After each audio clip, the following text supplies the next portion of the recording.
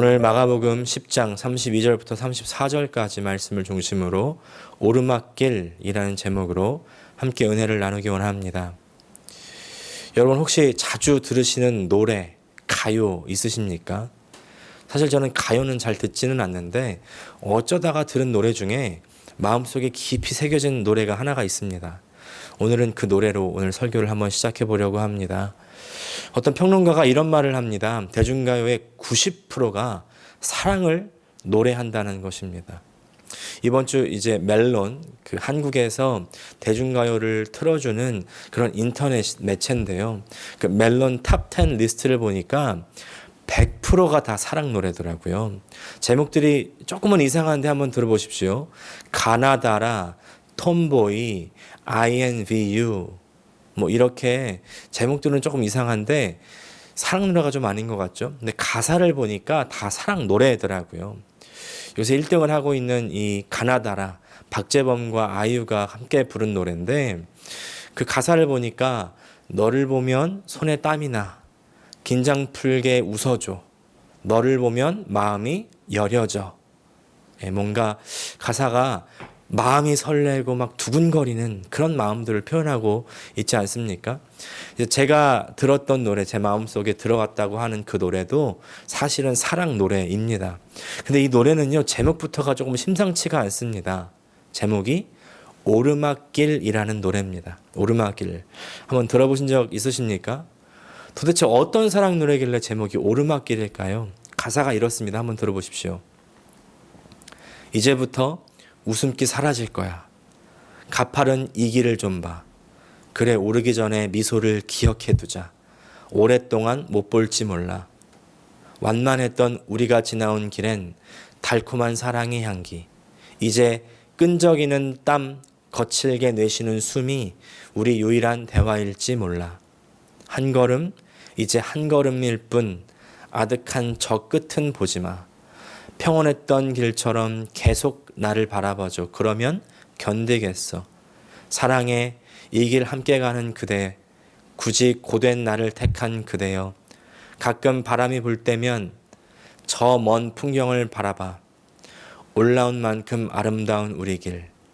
기억해, 혹시 우리 손 놓쳐도 절대 당황하고 헤매지 마요.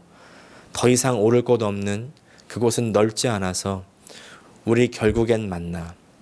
오른다면. 어떠십니까? 일반적인 사랑 노래랑은 좀 결이 다른 것을 느껴지십니까?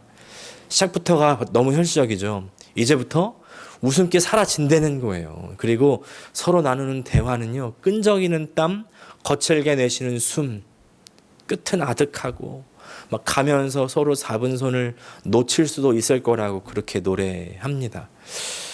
처음에 들었던 보통 유행하는 노래들, 우리가 꿈꾸는 사랑, 하고 싶은 그런 사랑이라면, 그리고 두근거리는 그런 사랑의 시작을 노래하고 있다면, 반면에 이 오르막길이라는 노래는요, 사랑을 하다가 맞닥뜨리는 어떤 현실적인 상황, 특별히 이제 연애가 끝나고 현실로 돌입하는, 막 결혼해서 이제 시작하는 그런 가정의 현실을 적나라하게 보여주지 않는가, 이런 생각을 해봤습니다. 사랑은요, 황금빛 꽃길이 아니라는 걸 우리가 인생을 통해서 잘 알고 있지 않습니까? 몇 주 전에도 잘 나누었지만요, 가정이 에하드, 하나가 되기 위해서는 십자가가 필요합니다. 힘들고 고되다는 말이죠. 사랑은 달콤하게 보이지만 그 달콤하게 보이는 그 사랑을 완성하기 위해서는 반드시 힘들고 고된 시간과 길을 지나가야 됩니다. 오늘 본문은요, 그 진리를 그림으로 우리에게 보여주고 있습니다. 32절 다시 한번 읽겠습니다. 그들은 예루살렘으로 올라가고 있었다. 예수께서 앞장서서 가시는데 제자들은 놀랐으며 뒤따라가는 사람들은 두려워하였다. 예루살렘으로 올라가고 있었다고 얘기하죠. 예루살렘으로 올라가는 이 길은 사실은 바로 사랑의 길입니다. 여기서 그들은요, 예수님과 제자들을 이야기하죠. 예수님과 제자들은 예루살렘으로 올라가고 있는 것입니다. 지금 예수님과 제자들이 계신 곳이 여리고 부근이에요. 여리고에서부터 예루살렘까지 거리를 구글 맵으로 보니까 지금 길로 말하면 36km 정도, 마일수로는 약 22마일 정도 떨어진 거리인데, 그냥 보도로는 이제 한 8시간 정도 걸리는 그런 거리입니다. 근데 평면적으로 보면 별다른 감흥이 오지 않아요. 사실 이스라엘이라는 곳이 잘 보면 높낮이가 엄청난 곳입니다. 여리고로부터 예루살렘까지를 단년도로 보면 이렇게 됩니다. 여리고로부터 예루살렘까지 고도가 차이가 약 1000m 정도 됩니다. 엄청난 높이 아니겠습니까? 우리가 하와이에 오래 살다 보니까 높은 산이 없어가지고 잘 감이 오지 않을 수가 있는데요. 우리가 자주 보는 저 다이아몬드 헤드 높이가 혹시 얼마나 되는지 아십니까? 762피트랍니다. 미터수로 따지면 230m 정도. 다이아몬드 헤드 올라가 보셨습니까? 저 처음에 신혼여행 왔을 때 이제 다이아몬드 헤드에 올라가 본 적이 있는데 제일 밑에서부터 올라간 것도 아니고요. 이제 차로 어느 정도 올라간 이후에 이제 주차장으로 올라가서 거기서부터 끝에까지 올라갔음에도 불구하고 땀으로 막 범벅이 되는 겁니다. 얼마나 힘들던지요. 근데 신혼 때니까 힘든 티는 못 내고 그냥 꾸역꾸역 아주 거뜬하다는 듯이 올라간 적이 있었습니다. 근데 말은 거뜬한데 몸은 막 땀으로 범벅이 되는 겁니다. 근데 알고 보니까 아내도 똑같았더라고요. 서로 신혼이라 힘든 내색 못하고 아주 거뜬한 척, 센 척 한 거죠. 이제 그 이후로요, 저희 부부가 다이아몬드 헤드는 쳐다보기만 합니다. 갈 생각을 하질 않아요. 또 지금은 이제 연하도 있으니까, 제 딸도 있으니까 벌써부터 저 딸을 데리고 저기를 간다? 생각할 수가 없습니다. 다이아몬드 헤드까지의 그 높이, 230m 정도 되는 그 높이, 여리고에서부터 예루살렘까지 높이에 한 4분의 1밖에 안 되는데도 그렇게 힘들었는데요. 여리고부터 예루살렘까지 직접 갈 때는 얼마나 힘들었을까요? 그러나 예수님께서는요, 그 길을 올라가시는 것입니다. 예루살렘으로. 왜 예루살렘으로 올라가십니까? 그 이유를 이제 세 번째이자 마지막으로 알려주시는 거죠. 세 번째라는 것도 의미가 있습니다. 완성, 완결의 의미죠. 십자가를 반드시 져야 함을 완벽하게 계시하시는 것입니다. 십자가를 지러 예루살렘으로 올라가신다는 거예요. 예수님의 십자가는 그냥 하시는 말씀이 아닙니다. 우리가 듣기 좋으라고 하시는 말씀이 아니에요. 무슨 정치인 선거 공약 같은 것이 아닙니다. 정치인은요, 아무리 공약을 내걸고 약속을 해도요, 자기에게 불리하면 금방 뒤집을 수 있잖아요. 하지만 예수님께서는 십자가를 진다는 자신의 말씀을 지키시는 것입니다. 예수님께서 말씀 자신이셨고 그 말씀을 이루시며 사셨습니다. 하나님의 말씀은 이루어집니다. 믿으십니까? 그것이 자신에게 불리한 것이어도 이루시는 것입니다. 그것이 십자가여도 이루시는 것입니다. 아니, 더 정확한 말하면 십자가이기 때문에 하나님께서는 그 말씀을 더 이루시는 거예요. 왜냐하면 십자가야말로 죽은 우리가 이 멸망으로부터 벗어나는, 그 죄로부터 벗어나는 유일한 길이기 때문입니다. 사랑하는 존재를 살리기 위해서 자신의 불이익을 감수하는, 아니 죽음까지도 감수하는 그 사랑이 정말 최고의 사랑 아니겠습니까? 그 사랑의 길은요, 편한 내리막길이 아니에요. 지금 그 사랑의 길을 올라가고 계신다는 것이죠. 직접 그 사랑의 길을 몸소 보여주시는 것입니다. 아까 그 오르막길이라는 노래 가사처럼요, 굳이 나를 택해서 그 가파른 길을 끈적이는 땀을 닦으면서 거친 숨을 내쉬면서 올라가시는 것입니다. 웃음기가 사라지는 길이죠. 그것이 사랑이라는 겁니다. 왜 드라마 같은데 혹은 사랑과 전쟁 같은 그런 것들을 보면은 일을 하느라고 가족과 함께 시간을 보내지 못하는 아버지가 등장을 합니다. 근데 그 아버지는 참 비극적이게도 점점 가족들로부터 멀어지게 되죠. 근데 보니까 부인이 그런 남편이 싫어가지고 아이들에게 계속 아빠를 나쁜 아빠를 만드는 거예요. 니네 아빠는 도대체 왜 가정도 돌보지 않고 자기 하고 싶은 일만 하냐. 그러면서 아이들과 사이를 냅니다.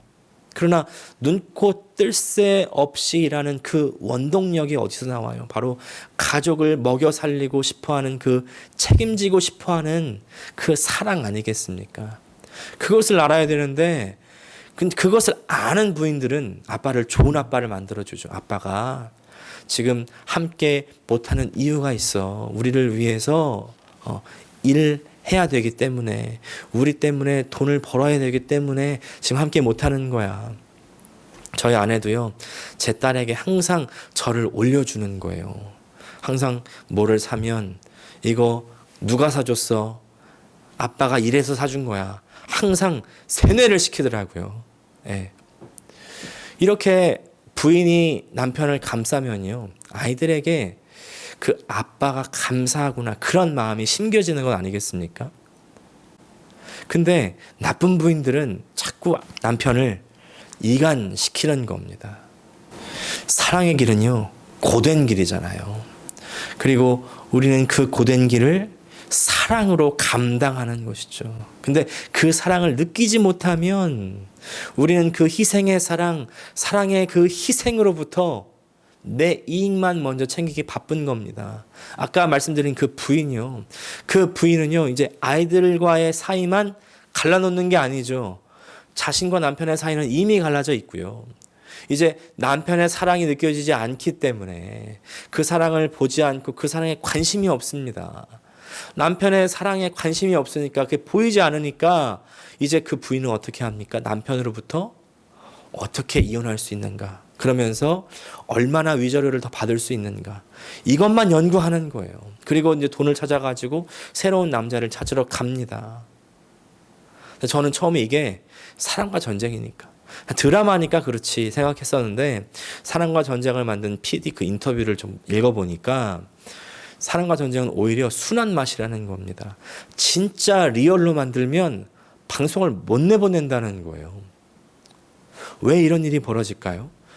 사랑을 주는데 그 사랑에 관심이 없거나 그 사랑이 와닿지 않으니까 이제 이런 일이 벌어지는 것 아니겠습니까? 지난주에 젊은 부자 청년도요, 예수님께서 계속 사랑의 눈길을 보내고 계시는데 받아들이지를 못하니까 자기 재산이 아까워서 고개를 떨구고 떠나가는 겁니다. 지금 그런데 예수님을 따른다는 제자들도요, 상황은 크게 다르지 않습니다. 아직 그 예수님의 사랑의 마음이 와닿지 않는 거예요. 그 사랑의 마음을 모르는 제자들의 반응을 한번 보십시오. 이 제자들의 반응이요, 바로 사랑하지 않는 사람들의 반응을 그대로 대변하고 있는 것입니다. 35절부터 37절까지 말씀입니다. 세베대의 아들들인 야고보와 요한이 예수께 다가와서 말하였다. 선생님, 우리가 요구하는 것은 무엇이든지 해주시기 바랍니다. 예수께서 그들에게 말씀하셨다. 너희는 내가 너희에게 무엇을 해주기를 바라느냐? 그들이 그에게 대답하였다. 선생님께 영광을 받으실 때에 하나는 선생님의 오른쪽에, 하나는 선생님의 왼쪽에 앉게 하여 주십시오. 지금 야고보와 요한은요, 베드로와 함께 3대 제자로 자타가 공인하는 사람들 아닙니까?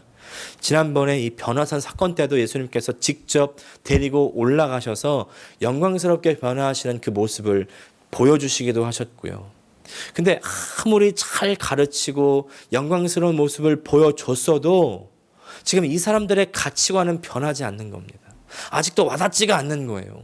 예수님의 마음도 안 와닿고 예수님의 사랑은 더더군다나 모릅니다. 그 사랑의 언덕을 오르시는 그 마음을 모르는 제자들이 지금 뭐라고 합니까? 선생님, 우리가 요구하는 것은 무엇이든지 들어주십시오. 이거는 마가가 조금 표현을 부드럽게 해서 그렇지, 예수님, 제 부탁 꼭 들어줘야 돼요. 안 들어주면 큰일 납니다. 이 말 아닙니까? 뭐 맡겨놨어요. 아니, 선생님한테 말하는 말 본새가 영 자세가 안 돼 있는 건 아니겠습니까?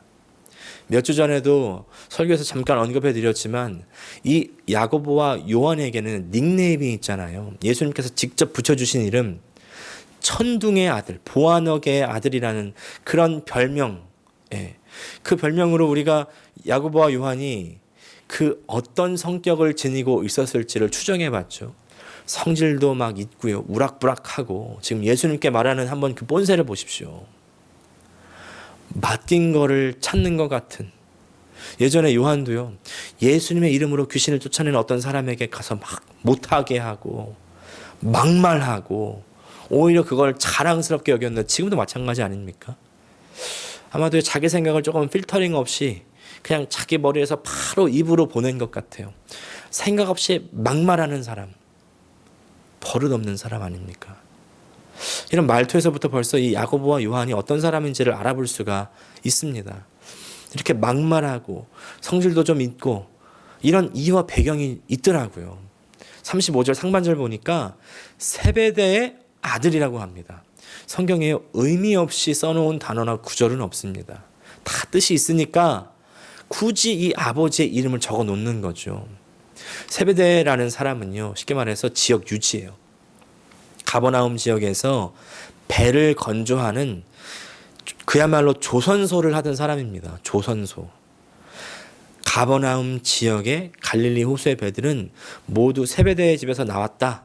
이렇게 해도 과언이 아닐 정도라고 하더라고요. 다만 돈이 많은 것뿐만이 아니라 어부 쪽에서는 아주 힘이 있는 그런 사람이라는 것이죠. 자, 입김이 세고 돈도 많은 이 사람의 아들들이라고 할 때 이 사람들이 어떻게 자라났을지는 우리가 안 봐도 비디오 아닙니까? 그들의 성질이 좀 모나고 막말을 막 하고 이런 것들이 이해가 되는 대목이죠. 부잣집에서 자라서 자기 마음대로 하면서 자라다가 어떻게 예수님의 제자가 되기는 했는데, 아무리 예수님 옆에서 예수님의 가르침을 받고 그 옆에서 예수님 하시는 일을 다 보았어도 예수님의 그 사랑이 와닿지 않으니까 예수님의 십자가는 그냥 다른 사람의 일이에요. 아, 선생님 죽는가 보다. 선생님 죽으면 나 어떻게 되지? 죽고 난 다음에 부활을 하신다고는 하는데, 십자가의 길이 영광의 길이라고는 하는데, 죽는 건 잘 모르겠지만 나는 내 이익을 챙겨야 되겠다. 내 자리를 먼저 좀 보존해야 되겠다. 그래서 37절처럼 이렇게 말하게 되는 거죠. 선생님께서 영광을 받으실 때 하나는 선생님의 오른쪽에, 선생님의 왼쪽에 앉게 해 주십시오. 근데 지금 이 상황이요, 단지 야고보와 요한만의 상황이 아니라는 것을 우리가 말씀을 좀 더 읽어보면 잘 알 수가 있습니다. 41절 말씀, 그런데 열제자가 이것을 듣고 야고보와 요한에게 분개하였다. 폴 추니에라는 심리학자, 또 목회자, 신학자가 계신데 이분이 분노에 대해서 이런 말을 합니다. 어떤 일에 분노한다는 것은 자기도 그럴 마음이 있다는 반증이다라는 거예요. 다른 사람들이 잘 되는 것을 보고 시기한다는 건 자기도 잘 되고 싶다는 반증이라는 거죠. 그러니까 지금 다른 제자들도 야고보와 요한과 같은 마음이었다는 것, 같은 상황이었다는 것을 알 수가 있는 겁니다.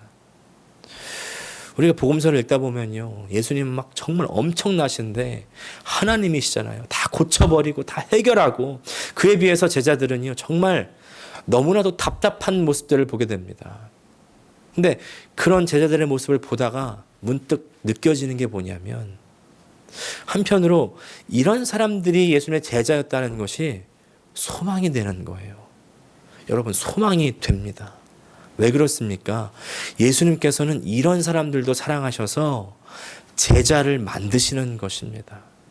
지난주 부자 청년 같은 사람들, 잘난 척하는 그 사람들도 사랑하시고요. 지금 제자들과 같이 성질도 막 부리고 막말하는 이런 사람들, 막 싹퉁머리가 없는 이런 사람들도 예수님께서는 사랑하신다는 거죠. 내가 그런 사람이니 이런 나도 사랑하는 것이 감사하다. 이런 것도 있지만요, 더 중요한 건 그런 사람을 예수님께서 사랑하시니까 나도 마음을 열어서 나에게 막말하고 나에게 정말 싸가지 없이 대하는 그런 사람들까지도 용납하는 것이 중요하다는 거죠. 왜냐하면 예수님께서 이 사람들을 용납하셨기 때문에, 사랑하셨기 때문에, 그래서 곁에 두시고 제자를 삼으시고 그들을요 교회의 사도로 만드시는 거예요. 제가 지난주에 어떤 분과 대화를 나누는지가 정말 중요하다 이렇게 말씀드렸죠. 네, 저도 이제 어떤 분과 이제 은혜 받은 이야기를 했습니다. 이분이요 조영기 목사님의 집회 설교를 듣고는 은혜 받은 말씀을 하는데, 조영기 목사님이요 젊을 때 철이 없고 성질이 막 괄괄한 사람이었다는 거예요. 근데 그런 사람을 하나님께서 빚으시고 만드셔서 전 세계에 복음을 전하게 다니게 하시고 선한 영향력을 미치게 하셨다는 것이 정말 큰 은혜가 되는 겁니다. 그 사람이 어떤 사람이든지 그 사람을 용납하시고 사랑하셔서 예수님의 사랑으로, 성령님의 사랑으로, 하나님의 사역자로 만드시는 것이죠. 그 최고의 예가 오늘 본문에 등장한 바로 야고보와 요한입니다. 예수님께서 이렇게 말씀하십니다. 38절 말씀, 예수께서 그들에게 말씀하셨다. 너희는 너희가 구하는 것이 무엇인지를 모르고 있다. 내가 마시는 잔을 너희가 마실 수 있고 내가 받는 침례를 너희가 받을 수 있느냐. 너는 지금 네가 무슨 소리 하는지 모르고 있어. 너 알면 그런 소리 못할걸? 예수님께서 말씀하시는 잔과 침례가 뭐예요? 바로 십자가요 죽음입니다. 지금 너희들은 영광을 이야기하지만 그 영광은 아무나 얻을 수 있는 것이 아니야. 대가가 필요하다는 것입니다. 우리는요 자주 결과만 얻기 원합니다. 바로 결과로 직행하기를 원해요. 바로 열매를 따 먹기를 좋아합니다. 하지만 하나님의 법칙은 농부의 법칙이에요. 농부의 법칙이 뭘까요? 씨를 뿌려야 되고 땀을 흘려야 되고 일을 해야 됩니다. 밭을 막 가꿔야 되고요. 추수도 열심히 해야 됩니다. 그래야 곡식을 얻는 거예요. 그것이 하나님의 법칙입니다. 근데 우리는 하나님은 그냥 기도하면 주신다 이렇게 생각하죠. 아니에요. 잘못된 생각입니다. 신앙의 오류예요. 영광을 얻기 원하신다면 우리는 잔을 마셔야 되고 침례를 받아야 됩니다. 죽어야 됩니다. 목사님, 지난주에는 기독교 신앙은 하는 게 아니라 받는 거라면서요. 예, 천국은요, 영생은요, 믿으면 가는 거예요. 받아들이면 받는 겁니다. 영광은 다릅니다. 잔을 마시고 침례를 받아야 되는 겁니다. 하지만 여기서 또 기억해야 되는 거는 잔을 마시고 침례를 받는다는 것, 우리가 무엇을 하고 이루어낸다는 것이 아닙니다. 다시 한번 말씀드리지만 신앙은요, 하는 것, 이루는 것이 아닙니다. 아까 말씀드렸던 조용기 목사님이요. 사람들은 그 조용기 목사님을 보면서 얼마나 훌륭했는지, 그가 어떻게 해서 그렇게 크고 위대하게 되었는지를 보려는 경향이 있어요. 근데 사실 조용기 목사님 바라볼 때 우리가 바라봐야 되는 건 누굽니까? 그 조용기 목사님을 쓰신 하나님이세요. 하나님이 이분을 쓰지 않았다면 조용기 목사님은 아무것도 아닌 것이죠. 그리고 조영기 목사님이 아무리 큰일을 했어도 그 영광이 사람에게 돌아간다면 그 영광은 오히려 저주입니다. 모든 영광은 하나님께 돌려야죠. 그럼에도 불구하고 마지막 날에 영광을 얻을 수 있는 길이 있는데, 그것은 바로 위대한 일을 하는 것이 아니라 바로 십자가의 길, 죽음의 길을 가는 것입니다. 그 십자가의 길을 가는 그 사람에게 영광이 기다리고 있는 것입니다. 부활이 기다리고 있는 것입니다. 그리고 그 곁을, 그 길을 예수님께서 먼저 가신 겁니다. 제자들에게 그 길을 따라오라고 말씀하시죠. 39절 말씀, 그들이 그에게 말하였다. 할 수 있습니다. 예수께서 그들에게 말씀하셨다. 내가 마시는 잔을 너희가 마시고 내가 받는 침례를 너희가 받을 것이다. 요한은요, 야고보는 아무것도 모르고, 네, 제가 할 수 있습니다. 그 잔을 마실 수 있고 그 침례를 받을 수 있습니다. 영광스러운 자리에 오른다는데, 아니요, 당연하죠. 할 수 있죠. 당연히 해야죠. 그렇게 대답했지만 예수님은요, 이들의 대답을 그냥 단순히 치기 어린 행동으로만 여기지 않으셨던 것 같아요. 야고보와 요한의 인생을 보십시오. 그들이 어떤 삶을 살았는지를 보시면 그들의 대답대로 예수님께서 마신 잔을 마신 것을 볼 수가 있습니다. 먼저 사도 야고보요. 사도 야고보의 삶을 아십니까? 누가복음과 사도행전을 썼던 이 의사 누가가요, 사도 야고보가 어떤 삶을 살았는지를 알려주는 거예요. 사도행전 12장 1절과 2절 말씀. 이 무렵에 헤로드 왕이 손을 뻗쳐서 교회가 속한 몇몇 사람을 해하였다. 그는 먼저 요한과 형제가 아닌 야고보를 칼로 죽였다. 지금 이때가 어느 때냐면 이제 교회가 성령이 임하시고 나서 막 부흥하기 시작하는 때입니다. 근데 그때 헤롯 왕으로부터 박해가 시작되는 거예요. 그리고 그 박해가 시작되자마자 야고보는 순교를 당합니다. 기록에 따르면 칼로 목베임을 당했다고 해요. 역사상 교회의 첫 순교입니다. 가장 첫 순교. 이제 사역을 막 시작하자마자 당하는 죽음.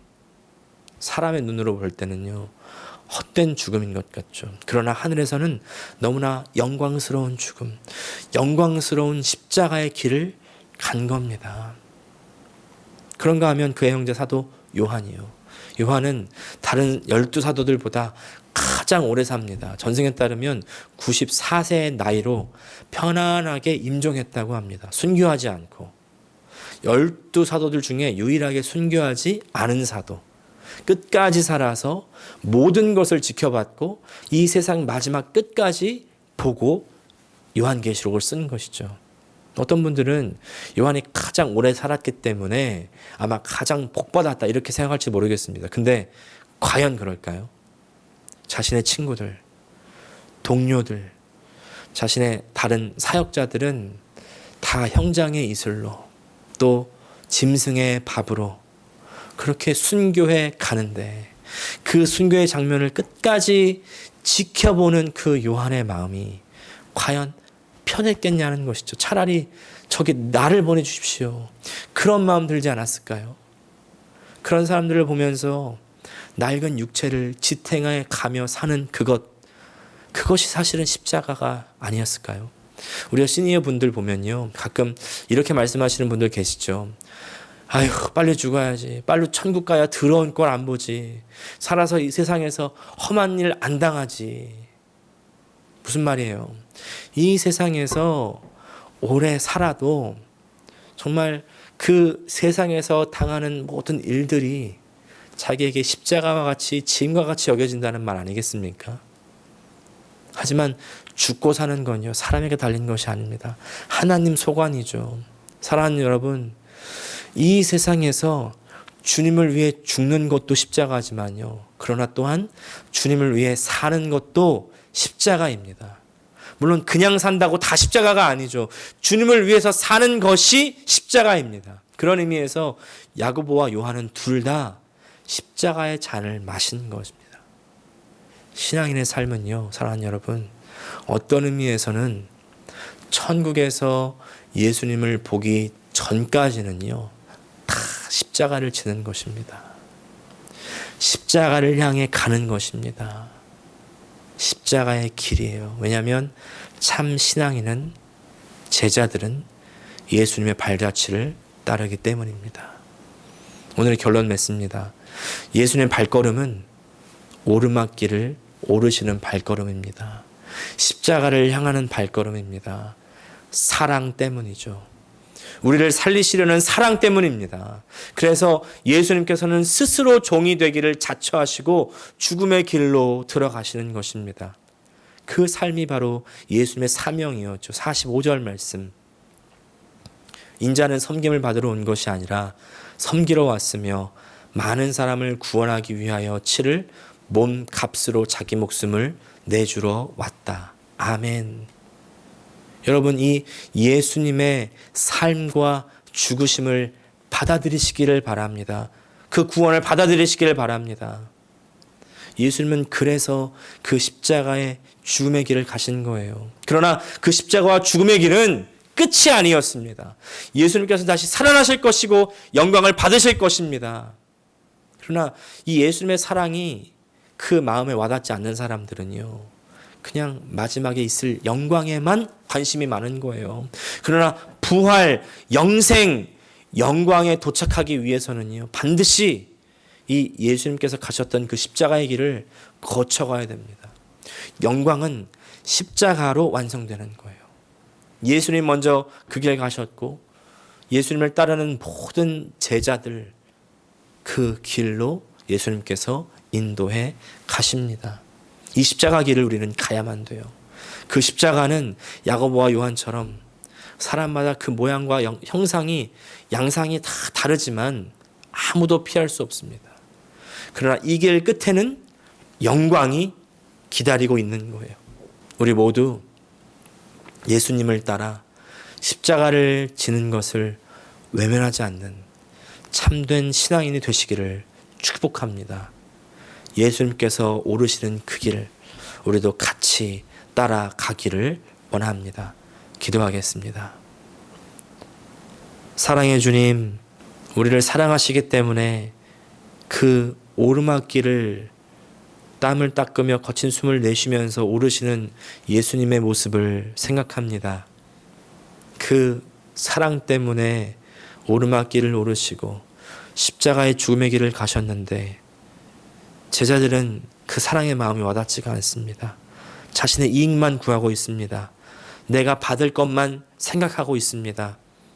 주님, 저 제자들과 내가 같은 모습은 아닙니까?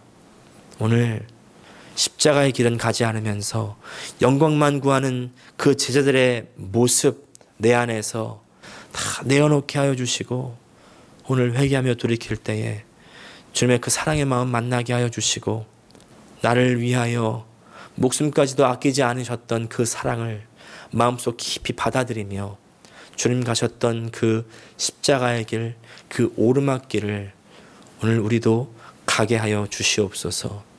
그래서 마지막 그 영광을 우리가 다 소유하는 다 영광의 성도들 되게 하여 주시옵소서. 예수님의 이름으로 기도합니다. 아멘.